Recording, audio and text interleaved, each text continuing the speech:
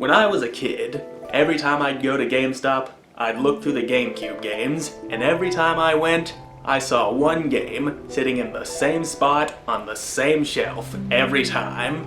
That game was called Gun, and judging from this basic cover art and the fact that it's just called Gun, I looked at it and said, I bet that game sucks.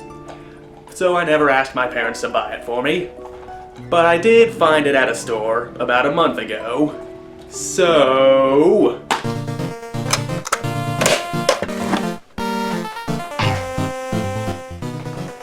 now let's see if little me was right.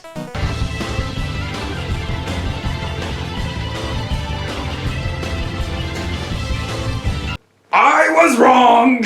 Gun is an open-world Western third-person shooter published by Activision and developed by Neversoft, the same people responsible for the Tony Hawk's Pro Skater series, because it only makes sense to go from injuring yourself on a skateboard wearing a koala mask to exploding cowboy heads. The game opens with a bunch of guys in steel armor with spears and axes and a priest wandering the desert, then they all get slaughtered by a group of angry Native Americans. Then it cuts to 300 years later in the year 1880. Here we find the protagonist, Colton White, and his father, Ned.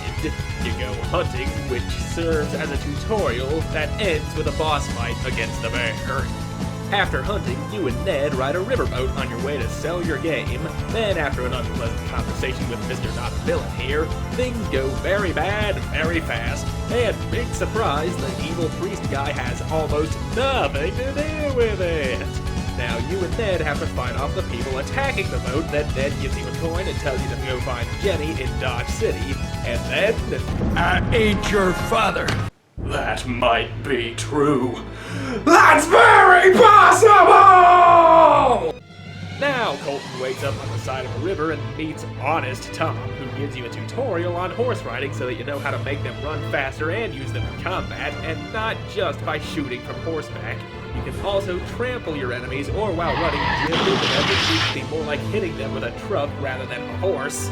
After learning the ropes, you're challenged to a friendly race, and when you win, Tom's friends show up and he tries to murder you. After dealing with Tom and his gang, you go to Dodge City and meet Jenny, or you could do some side missions first, such as bounty hunting. And the first one I did, the guy was right there in the saloon, and he just starts shooting the second I walk in. Does he somehow know I was after him, or does he just shoot everyone who walks into the bar? The other bounty hunting missions aren't like this. Most of them are out in the world, and you usually have to chase them down on horseback. What do you mean she got away? She's right there! There are also federal marshal missions. All of those are different so they don't get repetitive. And there are Pony Express missions, but after I saw how stupid the first one was, I decided to ignore the rest of them. There are also hunting missions, which I didn't do. I don't know why, I usually like hunting. Lastly, you can find ranch hand missions, which I didn't do any because I want to shoot people, not rustle livestock or whatever it is you do on a ranch. Each side mission gets you money that is used to buy upgrades for your equipment, and your stats are raised after each successful mission. But to be honest, I'm not even sure if the stats actually make your guns shoot harder or if they're just an overall score. When you go and find Jenny, she tries to help you, but an outlaw who wants a proper poke decides to take her hostage and shoot up the saloon. That's a bit of an overreaction if you ask me. That would be like if I walked into a restaurant and asked for a Coke and the waiter says, "Is Pepsi okay?" and then I blow the place up because Pepsi is the devil's jizz! After fighting your way through the entire gang, you kill Rude, that's his name by the way, and rescue Jenny. Then his brother Crude starts trying to burn the place down as an act of revenge. Now you have to protect the saloon, slaughter his whole gang, and kill him. After that, you learn the priest's name is Reed, and the bridge out of Dodge still needs to be built. Then you have to help the sheriff protect the workers building the bridge from angry Apaches. You have to get rid of TNT on the bridge on top of protecting the workers and kill the warrior known as Quick Killer. And this boss fight is really tough. Once the bridge is built, the whole world is open to you. You can wander around, take in the sights, and shoot bandits. Being an open world game, the map is naturally big, though it may be considered tiny by today's standards. You'll need a horse if you want to get anywhere in a timely fashion, and I understand wanting to move as fast as possible, but if you overdo it, you can actually spur your horse to death if you're not careful. But that only means you'll be going on foot till you find another horse. You don't have to buy another one or anything like that. You can just jump on the first one you see and it's yours, no questions asked. And there is no fast travel system, which isn't really a big deal considering how small the map is. The closest thing to it is being able to start the next story mission from the map screen. Now let's talk about the controls. I probably should have done this when I mentioned the first tutorial, but I didn't, and I don't know why. It may have something to do with me being incredibly dumb. I'm a walrus! You move with the left stick, aim with the C stick, and shoot with R. That's pretty standard.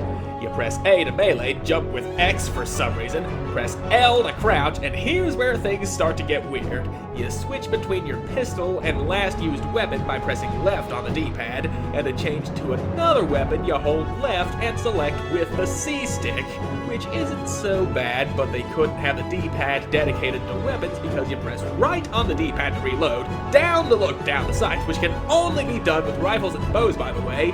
They couldn't have the B button be the reload because that's for your quick draw ability that slows down time so you can get some good shots with your pistol, and you press up on the D-pad to heal yourself with some whiskey.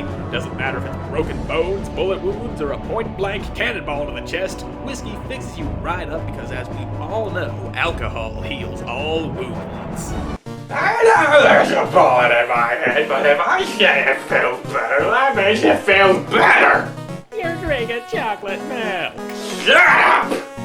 Now that the bridge is up, you have to protect a stagecoach so that you and Jenny can make it to Empire City. But the Apaches from earlier don't want that, so you have to slaughter half the entire tribe along the way.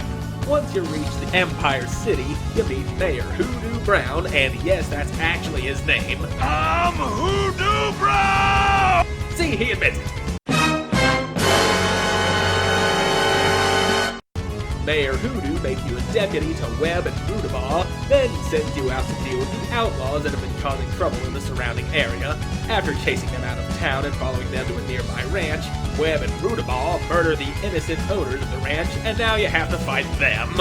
Now you head back to Empire to confront Hoodoo. After hearing a noise upstairs, Colton goes to investigate and finds Reed, who murders Jenny. Then we meet Magruder, the main antagonist of the game, and the man that Reed and Hoodoo work for. After his big villain speech, you are taken to jail where they plan to hang you in the morning. While in jail, you meet Soapy, the safecracker, and a guy named Port, who you saw earlier starting a fire as soon as you made it to Empire. After introductions are out of the way, you have to escape along with Soapy and Port in the first stealth mission in the game. But the stealth option here is more of a suggestion than a rule. After escaping from Empire, Soapy heads to Dodge, and Port brings you into the Resistance where you meet Clay, who leads the Resistance against Magruder. Now that you're with the Resistance, you go to ambush a train to steal the Gatling gun they have, and that makes Magruder mad enough to send his militia to get it back, and after you fight them off, you get the cannon they were using against you, but they caught Clay. Now you have to raid Empire to rescue Clay and kill Hoodoo. Then you learn that Magruder wants something from the safe on the boat from the beginning of the game. So now you go back to Dodge to save Soapy because apparently he made the wrong people mad and they want him dead. See that soap? That's what happens when you get in my eyes. Colton goes back to the riverboat wreckage with Soapy in tow, but while looking for a way to get to the boat without being seen, they are found by Hollister, the commander of Magruder's militia, and taken to his fort. Once Colton realizes that he works for Magruder, you have to sneak out of the fort while helping the captive Apaches on the way out. Then you have to kill all the guards just outside the fort, and this time you have to do it quietly. If you're seen, you fail the mission. Now you learn that Colton was mauled by a cougar and taken to an Apache shaman to recover, and this has nothing to do with anything. Then after a change of clothes, you and the Apaches raid the fort, but Hollister wasn't there, so now you have to go hunt him down, and this fight is actually pretty hard. He does so much damage with his rifle, and he can kill you almost instantly if you get too close. After hiding behind rocks and taking whatever shots I could, and drinking enough whiskey to give an elephant alcohol poisoning, I got him. Then he shoved dynamite into his bullet wounds and tried to suicide bomb me, but that didn't work out so well for him. Now you go to the boat, kill more of Magruder's men, and find the thing that Magruder wants so badly is a piece of the cross that guy had in the opening cutscene. Then Reed shows up, kill him, and go find the other piece of the cross. You talk to Many Wounds, the chief of the Apaches, who apparently has the other piece of the cross. Then there's a flashback to when Colton's real parents were killed by Magruder when he came looking for the cross years ago, where little Many Wounds gives Ned the orphaned baby Colton because he just looks like the kind of guy you can trust with a small child. Now you have the cross that leads to an ancient city of gold that's hidden somewhere nearby. Then you shoot more guys, then you go up a mountain and solve the riddle that's written on the cross. Sophie falls down the mountain and is captured. Bang, bang, bang, and now you kill a guy named Dutchie, hijack Magruder's train. Clay's there because he got the memo, and crash the train straight into Magruder's mine. Now we get to the final mission of the game, where you ride a painfully slow cannon through the mine, shooting guys that take more damage than they should before they die, on a long, drawn-out turret section. Shoot more guys, then you get to the final battle with Magruder himself, and personally, I think this fight sucks!